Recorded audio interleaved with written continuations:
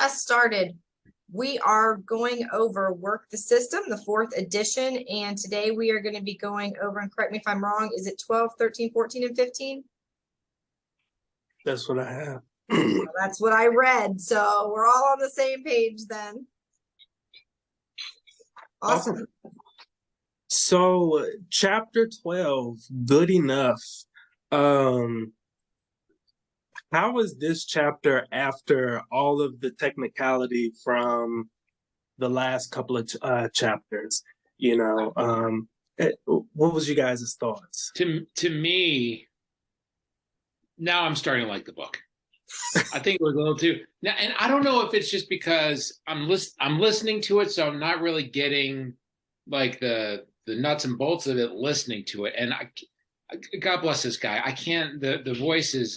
It's easy for me to stray, so I have to speed him up. And if I speed him up, I can hear him. Mm-hmm. So like I'm listening to like 1.8 right now. I'm flying through his chapters, and he's keeping my attention now. It's like I got this. All right, but all of a sudden, I think now we're starting to get into some. All right, you build the machine. Great, wonderful. But now we're starting to get into like all right, now we'll get into some tactics and get into some meat and potatoes. And so this is kind of, to me, now that we're in part 3 of the book, I'm kind of digging it a little bit more. And I love this chapter. Good enough. It's always, that needs to be all of our mantras. We can't be perfect, just ship it. We got to get it out, Yeah. So I think Alicia and I actually kind of ran into this week. Steve, I don't know if you know, but Lisa quit on me. So Alicia has kind of come in and taken a good portion of what Lisa and I were teaming up to do together. So we're together a lot more often, and we've been recording social media. And as a coach to agents, right? Like I tell them all the time, just get started. I don't care if you don't know the script perfect. I don't care if you don't know the area perfect, just get started, right? And I think anybody in business tends to want to have, I hear this all the time. I want all my ducks in a row before I get started. Well, you're never going to fucking get started. And so yesterday, Alicia came in the office and she was like doing a little jig, and she was so proud of herself because she posted a TikTok, a reel, and we were like celebrating. And then her next response was, well, then Joel pointed out I misspelled a word. I was like, I don't care. Like, you did it, right? You just got started, and that is now going to be evergreen content. And idiots like me that can't spell are going to love Alicia because she just got started, right? Right. It'll create a connection. And as I was reading this, it was like, oh my God, I want to record this whole chapter and just share it with anybody that tells me they have to get all their ducks in a row before they can get started. Because I think that so many people don't get started or get held back, at level 1 and never get to the next levels and never reach their full potential because they have some definition of perfection in their brain. Nothing's perfect ever. Right. I mean, ever, So I was like, I was not listening in super psycho speed. I was listening in regular speed. Because I didn't want to miss anything. It was a fabulous chapter, and it was such a good eye-opening conversation for so many agents that that we work with, and our buyers and sellers, right? I hear all the time, oh, I just want to get all my ducks in a row. I want to do this. I want to do that. It's like, well, yeah, but if you don't just get started, you're never going to buy. If we don't just get out in the market and start looking at houses, guess what? In 6 months, they're going to be more expensive, and you're going to be in a worse position than you are now. Right. So it gave me a lot of ammunition for clients and for coaching. I loved it. Right. Lisa? Is my sound on? Can you guys hear me? Yes. Okay. Yeah, I liked it. I'm one of those people who was like, I don't want to do anything until I feel like I know something. So it was it was annoying for me, but it was good to hear. I'm glad to hear you guys reaffirm that. I think that's my new motto right now is just post, just do it, just whatever, just do it. Nike. Right. Yeah, so honestly, I really like the shooting for 98%, like almost kind of redefining perfection. Like everyone wants this 100% perfection. It's like, okay, well, honestly, if you're really looking at it from a corporate standpoint, 98% is perfect. Well, You don't need anything more than that. in the real estate world, if you get 98% of your list price, it's considered full list price. That's just like when you take classes and stuff, they'll tell you that your goal is to be selling at 98% or higher because that's considered a perfect list price. Everybody's going to want to try to negotiate some. So most sales are going to have something off the list price or something, you know. And so when you take classes, they tell you 98% is considered a perfect list price. And I remember one in our Monday masterminds, I think it was Mark Z from Detroit, something he said always stick with me. He's like, you know, play the 90s. And what he's by that he means do something that is like 90% to 95% to like in that 90% likely to work. Everybody's going to say, well, but what if this? But what if that? Or what? There's always going to be a what if. But if it works 95% of the time, 96%, do it. And you will have a monster business if you just play the 90s, you know? Right. And so actually, I really like that he put this chapter right after kind of talking through all the documentation you have to have in your business, because, you know, sometimes we get caught up in those details and some of those details are just useless. It's like, that's when you come back to the, look, 98% perfection, let's move on and let's get to the rest of these processes. You're going to have a lot of them to go through. So going into chapter 13, errors of omissions.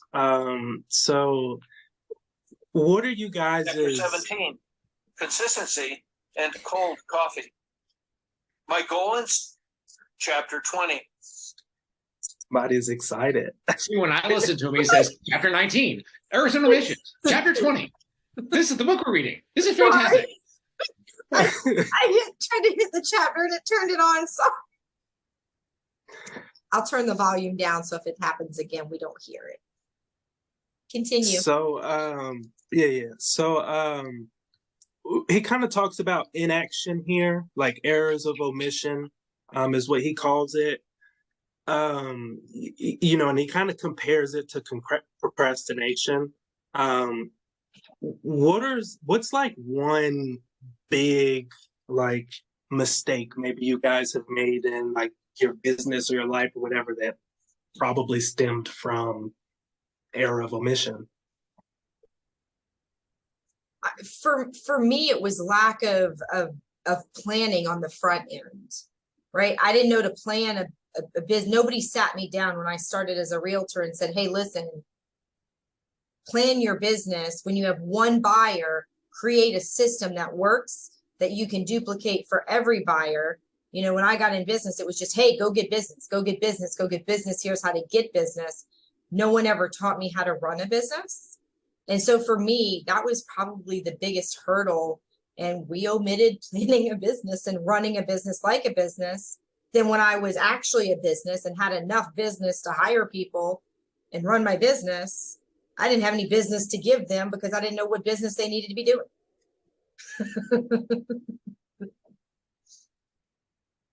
For me, to me, it's like when I'm doing every day, like in the mornings it's lead gen, in the afternoons it's all the other stuff. And sometimes you get to like 4 o'clock in the afternoon and I'll just 100% lose focus. And it's like, I'm kind of like done for the day.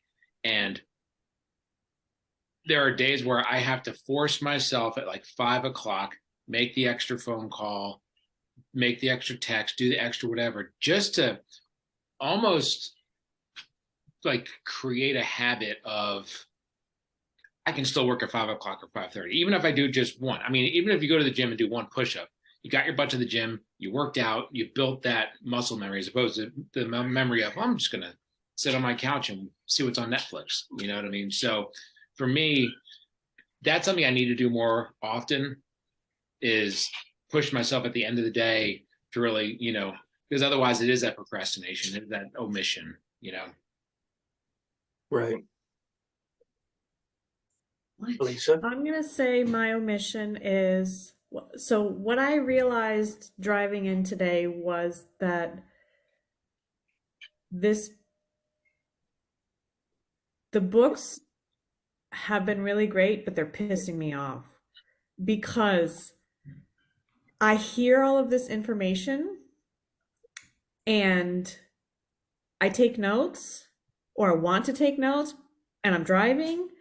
And so, like, I have all of this stuff coming at me and I don't have the space or capacity or whatever you want to call it to actually like digest it and implement it.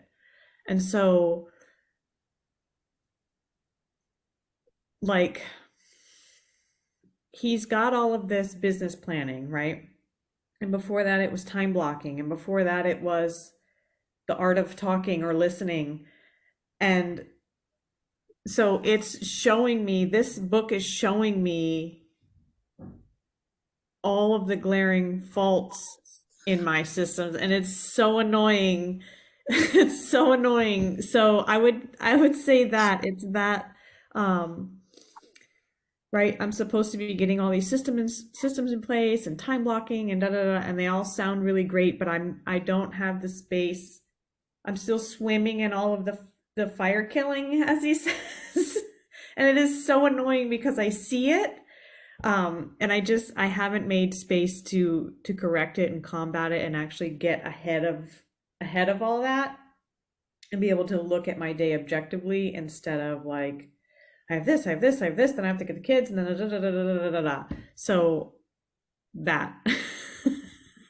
Well, the good thing is, so in this chapter, he actually talks about problems that do come, whether they're from error of omission or from mistakes or whatever. He actually calls them a gift, and the way he goes about it, it's like, it's a red flag for improvement.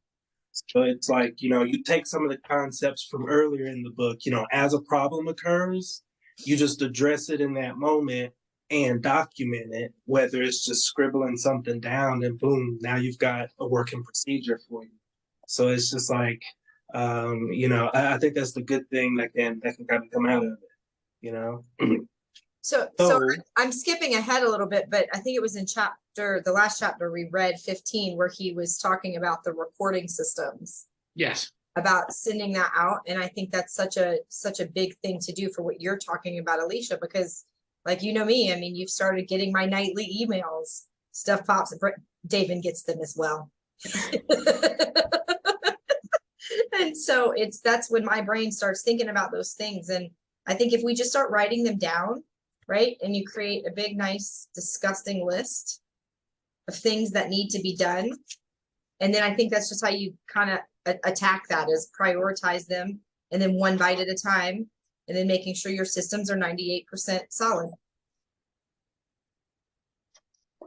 Yes. Yeah. Yes. And then briefly on chapter 14 as well. So the quiet confidence, I think that kind of really, really plays into it as well. It's like just having the confidence to do those things that aren't necessarily going to get seen always, but knowing they're going to work, because it's a part of your system.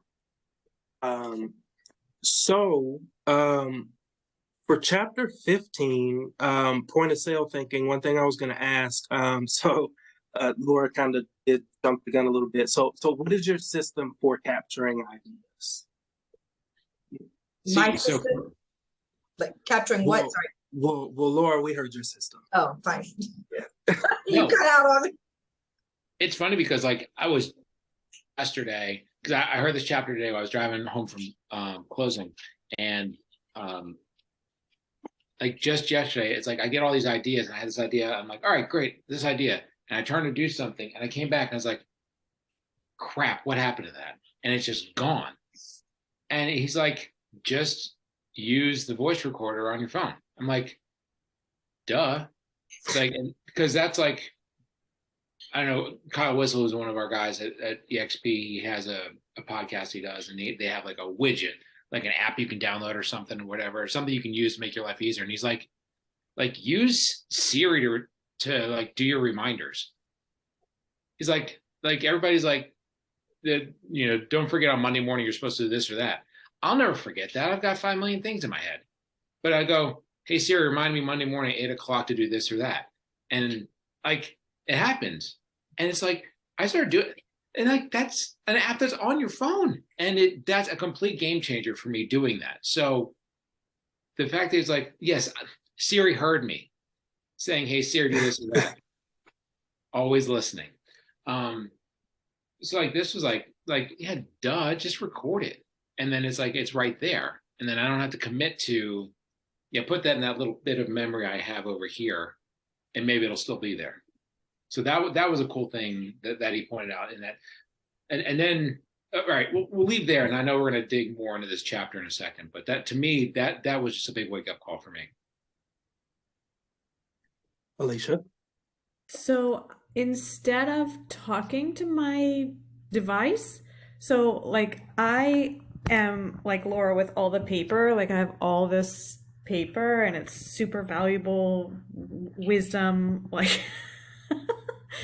nuggets or whatever, and I'm carrying it around and flipping through. And so after hearing the chapter, I'm trying to implement a way that those ideas and notes are digital, so that like instead of saving the idea for later or whatever, I'm trying to move it all digital. So it's like, okay, I left the house today to go to the grocery store, but I have an idea, or I met someone and, you know, I need my whatever, that it's on my phone, it's on my computer. It's not just in this notebook that I need to have on me all the time. So I actually did start doing that. I'm not sure if I don't know. I liked how, so Laura sent me a voice message, like she just a blurb the other day, and I liked that. I thought that would probably be very useful for us going back and forth going forward. But yeah, no, that was very helpful. It got me motivated to try to transition my 100-year-old self from paper into 2023. So that's actually a marketing technique that I learned at one of my classes. When you're trying to connect with someone, you should send them voice text, not just text messages, because when they hear you, there's a connection. That was a lot. So when I'm trying to connect with a buyer, like I'll text them and then be like, oh gosh, I'm driving, so I'm just going to voice text you really quick. I may be sitting at my desk, right? But I voice text them. That's a connection thing. And something else Alicia and I learned, well, I showed Alicia the other day, that also helps with this, is like when you have to talk to a client, or you know that on this day something needs to happen, I schedule text messages. So like if I got to remind David to check our budget on Thursday, and I think about it on Tuesday, I will schedule a text for him, and I schedule it at a random time at like 9:02, so it doesn't look scheduled. And then I will schedule it to send out, and it sends it out. So like the other day, Craig was like, don't let me forget to get creamer on the way home from wrestling. No problem. We'll be on the way home at 8:30. That's So funny. What do you schedule it through? Is there an app that you schedule it through? Are you on iPhone or are you on Android? I'm iPhone. So if you're on an iPhone, it's Alicia can show you how. There's like an activity app or something. Just go Google it. It's in your don't Google it. Go YouTube it or TikTok it. It's in your text message area, but like on mine, when I go to a text message, I have this little button. Do you see the plus sign? You probably can't see it. Right. Yeah, I see it. Here. Like on this line, when I press this Yeah. right here, it actually gives me the opportunity. It says schedule message. So I can go in and I can actually put the date and the time that I want to schedule it. And you can actually, That's through that texting app? No, that's itself, just the regular, just my regular, what's downloaded on my phone. iPhone has the same thing. We did it with Alicia's, but there was like one extra step. Why are you laughing at us? I'm not. This is beautiful. We're old people. Leave us alone. So really quick, I want to share my system for capturing ideas. I don't talk as much. I usually write it down. I've got this green notebook, and I have like a Google Drive folder called Green Book. and then from there it like goes into my task management system and gets prioritized. That's my system. So what was you guys' thoughts of multitasking, on how he feels about multitasking, kind of slowing down? Didn't he say he doesn't like multitasking, right? Mm-hmm. Well, the problem with multitasking, and that gets to like the one thing, the Keller Williams book is like, you do 3 things at the same time, you're not doing anything. Exactly. You know, so. So I agree with his perspective. I am incapable of implementing his perspective. Oh yeah, amen to that. Amen. Fail. Yeah. Big F. Laura Lerman calmly sitting on the back deck, you know, reading with nothing else going on in the background. Yeah. Well, that's funny. that not in this lifetime, my friend, ever. Right. Like, I even write lists and then prioritize with a daily schedule, and I still jump around. Mm-hmm. Still. It's nice to have something to come back to, though. That's how I try to combat my multitasking, is having a schedule, but it works, we'll say 60% of the time now. At least it's better than like 10. So, Alicia, Laura kind of took the words out of my mouth. Did you have anything to add to that? No, that's me too. I also have, I have my, like, what I'm supposed to be doing when, but then like the back is full of like other stuff to choose from. So, oh gosh, good. I'm not the crazy one, at least. The cool thing I liked about this chapter, though, the point of sale thing, is the fact that like everything they built in the company is like, it gets done now. Like there's no waiting, there's no let's look at the receipt, let's do this. It's like everything that they've done is like, no, we're doing this like now, like done at the point of sale, done. And then you can, because again, that if you think to yourself, oh, well, later on I'm going to work on it, I'm going to work on this other thing and on this other thing, then you're multitasking all of a sudden, and then it never gets fixed and it's always hanging. So it's like, sit down, document what you need to document, do what you need to do, and then move on. You know, and right. I like that idea, because in my business, like when I do that, like it creates clarity, everything kind of moves forward. And I'm just a complete idiot because I don't like replicate that every single day. It's like you do the thing you know you're supposed to do, and it works correctly, and then you don't do it anymore. But man, old habits die hard. It takes 66 repetitive times to create a new habit. It's hard. It is hard. You're right. But one thing you said, Steve, like it kind of reflects in his entire company, like that whole do it now perspective. And it's from that guiding principles. Those guiding principles, I think he has it as like, you know, whatever it is, do it now, you know. The one thing I'm going to say, Alicia, because you had mentioned you listen to these books and you like lose ideas or whatever. Take an idea. Take like one idea. Like I've listened to the one, the Never Split the Difference. Shoot, I must have listened to that 4 times now. Every time I hear something different, every time I take something new out of it. You can implement everything. It's like going to a seminar for 2 days and taking like 20 action steps. You have to implement 2. You can't implement 20 action steps. You won't implement anything, you know? So don't beat yourself up over that. Just what's the one thing you can take away from the book? 2 things you can take away from the book. And if it was an earth-shattering book, you'll read it again.